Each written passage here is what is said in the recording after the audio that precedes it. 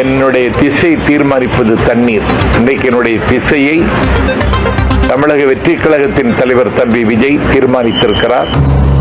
எம்ஜிஆர் பார்த்திருக்கேன், சிவாஜியை பார்த்திருக்கேன், ரஜினியை பார்த்திருக்கேன், கமலை பார்த்திருக்கேன். உன்ன மாதிரி ஒரு நடிகரை பார்த்ததே இல்லடா. நான் தாவைக்காவில் என்னை இணைத்துக் கொண்டேன். ஒரு உற்சாகமான மனநிலையில் இருக்கிறேன். ஹலோ, அது ஒண்ணும் இல்ல மாப்பிள்ள, தனியா ஒரு அல்லக்கை வந்து மாட்டிடுச்சு. கடந்த காலத்தில் ஏற்பட்ட கசப்புகள், காயங்களிலிருந்து விடுபட்டவனாக என்னை உணர்கிறேன். அடிக்கும் போது ஒருத்தன் சொன்னா எவ்வளவு அடிச்சாலும் தாங்குறான்டா, இவன் ரொம்ப நல்லவன் ஒரு வார்த்தை சொல்லிட்டான்.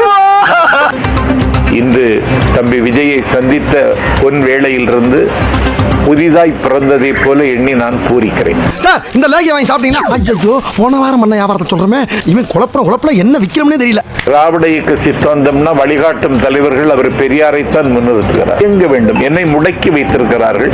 கம்பெனி சீக்கிரத்தை வெளியே சொல்லாதடா. இன்றைக்கு இயங்குவதற்கான வாய்ப்பை தம்பி விஜய் தந்திருக்கிறார். மதிமுக தேமுதிக திராவிட பெயர்கள் இருந்த அதிமுக சொல்லிட்டு திராவிட கட்சியின் பெயர் உள்ளதை பயன்படுத்துறீங்க. திராவிடம் இல்லைன்னு யாரு சொன்னா? உங்கள்ட்ட தமிழகம் இருக்குல்ல.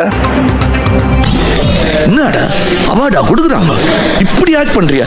திராவிட தேசியம் வேறு, தமிழ் தேசியம் வேறுன்னு அதெல்லாம் கிடையாது. தமிழ் தேசியமும் திராவிட தேசியமும் ஒண்ணுதான். கொஞ்சம் ஓவரா தான் போய்கிட்டு இருக்கோமோ?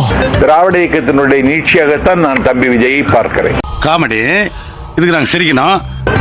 எனக்கு தெரிந்து தமிழ்நாட்டின் வரலாற்றில் இவ்வளவு லட்சக்கணக்கான இளைஞர்களை மூலதனமாக வைத்திருக்கிற இயக்கம் இன்றைக்கு தமிழக வெற்றி கழகம். இது ஏதோ காமெடி பீஸ்ரா. இளைஞர்களை வைத்துக் கொண்டு ஒரு அதிரடி மாற்றங்களை செய்வதற்கு தம்பியிடத்தில் திட்டம் இருக்கிறது என்றே நான் நம்புகிறேன். இதெல்லாம் ஒரு பழப்பு. தமிழ்நாடு முழுவதும் பாசறை கூட்டங்கள் எல்லா இடத்துலயும் நடத்தணும்னு சொல்லிட்டேன். அண்ணப்பா, அதனால தான் அடிச்சேன். தம்பியா இருந்தா கொன்னே போட்டிருப்பேன்.